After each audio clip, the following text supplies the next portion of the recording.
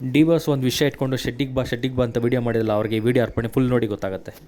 ಕುಂಟೆ ಬಿಲ್ ಆಡೋಣ ಬಾ ಅಂತ ಟ್ರೆಂಡ್ ಮಾಡಿದ್ರಲ್ಲ ಕೆಲವು ಮೀಡಿಯಾದವರು, ಕೆಲವು ಹ್ಯಾಂಕರ್ಗಳು.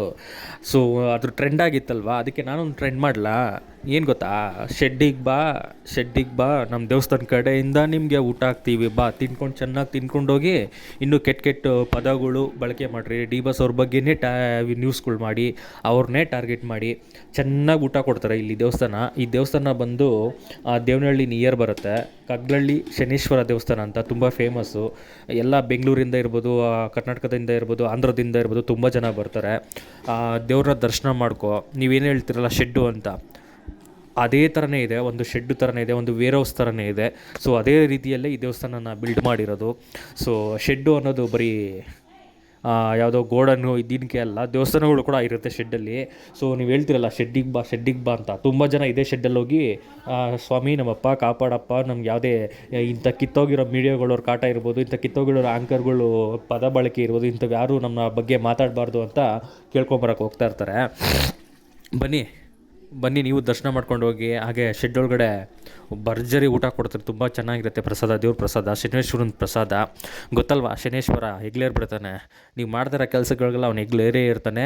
ಸೊ ಅದಕ್ಕೆ ನಾನು ಹೋಗಿ ದರ್ಶನ ಮಾಡಿಕೊಂಡು ಊಟ ಮಾಡಿಕೊಂಡು, ಹಾಗೆ ನಮ್ಮ ದರ್ಶನ್ ಸರ್ಗೆ ಆದಷ್ಟು ಬೇಗ ಆಚೆ ಬರಲಿ, ಅವ್ರಿಗೆ ಈ ತೊಂದರೆ ಕೊಡ್ತಿರೋಂಥ ಜನಗಳನ್ನ ನೋಡ್ಕೋ ಸ್ವಾಮಿ, ಅವ್ರ ಹೆಗ್ಲು ಏರ್ಬಿಟ್ಟು ಕೂತ್ಕೊಂಡು ಒಂದು ಭರತನಾಟ್ಯ ಮಾಡ್ಬಿಟ್ಟು ನಿಮ್ವರೆಗೂ ಏನಾದರೂ ವಿಡಿಯೋ ಹೇಳಿದ್ದೀನಿ ಅಂದರೆ, ಸೊ ಮೋಸ್ಟ್ಲಿ ಹುಷಾರಾಗಿರಿ.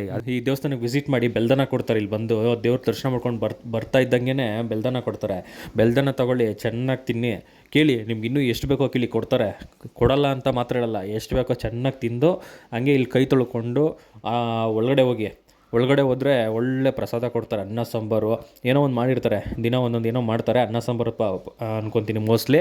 ಸೊ ಕೊಡ್ತಾರೆ, ಚೆನ್ನಾಗಿ ತಿನ್ಬಿಟ್ಟು ಬಂದು ಹೇಳಿ, ಶಪಥ ಮಾಡಿ, ಸರ್ ಅಲ್ಲ ಶನೇಶ್ವರ ಸ್ವಾಮಿ, ನಾವು ಇನ್ನು ದರ್ಶನ್ ಸರ್ ವಿರುದ್ಧ ವೀಡಿಯೋಗಳು ಮಾಡಲ್ಲ, ನ್ಯೂಸ್ ಮಾಡಲ್ಲ, ಏನು ವಿಷಯ ಇರುತ್ತೋ ಅದ್ರನ್ನ ಮಾತ್ರ ಹೇಳ್ತೀವಿ, ಅವ್ರ ಬಗ್ಗೆ ಕೆಟ್ಟ ಪದ ಬಳಕೆ ಮಾಡಲ್ಲ ಅಂತ ಕೇಳ್ಕೊಬಂದ್ಬಿಡಿ.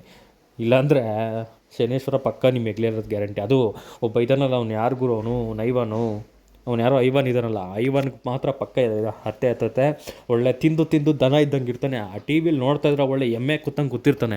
ಒಳ್ಳೆ ಕಾಡೆಮ್ಮೆ ಇದ್ದಂಗೆ ಇರ್ತೀಯಲ್ಲ ಗುರು ನೀನು. ಬಸ್ ಅಂದರೆ ಸ್ವಲ್ಪ ಸಣ್ಣ ಆಗಲ್ಲ, ಏನು ಕಮ್ಮಿ ತಿನ್ನಲು, ಯಾವುದೋ ಸುಮ್ಮನೆ ರೋಲ್ ಕಾಲ್ಗಳು ಮಾಡ್ಕೊಂಡು ಚೆನ್ನಾಗಿ ತಿಂದು ಒಳ್ಳೆ ಐವನ್ ದನ ಇದ್ದಂಗೆ ಇದೆಯಲ್ಲೂ. ನಮ್ಮ ಕಡೆ ಹೇಳ್ತಾರೆ ಗಾದೆನ, ಬೇಡ ಬಿಡು, ಕೇಳಿಸ್ಕೊಂಡ್ರೆ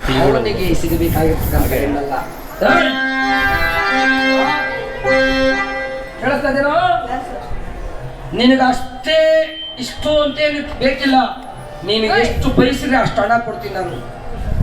ಆದ್ರೆ ಇಂದಿನ ರಾತ್ರಿ ನಾನು ಮಲಗೋ ಮಂದಿರದಲ್ಲಿ ಇರಲೇಬೇಕು. ಕರ್ಕೊಂಬರ್ತೀಯಾ?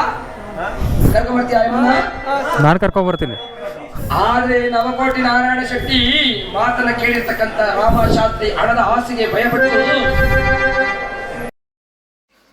ಚೆನ್ನಾಗಿತ್ತು ಅಂದ್ಕೊತೀನಿ ಜನಪದ ಗೀತೆ.